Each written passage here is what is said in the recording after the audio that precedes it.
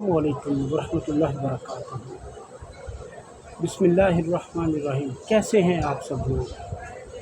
इतने ज़्यादा गुनाह इंसान पूरे साल में करता है। पूरे 12 महीनों में लातादाद अनगिनत ढके छुपे नज़र आने वाले और कई ऐसे गुनाह जो इंसान कर जाता है मगर उसको महसूस तक नहीं होता। एक ईद से लेकर दूसरी ईद तक इतने ज़्यादा गुनाह।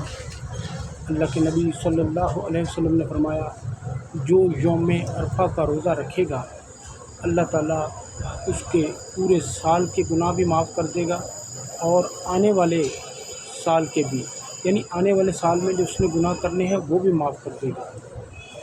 तो यौम अरफा के रोज़े की फजीलत बहुत ज़्यादा है और ये यौम अरफा ही है।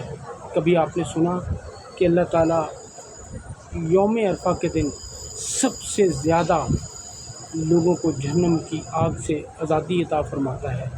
जी हाँ, ये यौम अरफा ही है जब यौम अरफा के दिन ही कसीर और बहुत ज़्यादा तादाद में लोग अल्लाह के आगे यकमुश्त खड़े होकर आहो गुज़ारी, फ़रियादें, इल्तिजाएँ, इस्तिआनत की, सब्र की, सकीनत की दुआएं मांगते हैं। अमन और सुकून के लिए जो है अल्लाह ताला के आगे आंसू बहाते हैं। इस दिन अल्लाह रब्बुल इज़्ज़त सबसे ज़्यादा लोगों को जहन्नम की आग से आज़ादी फरमाता है।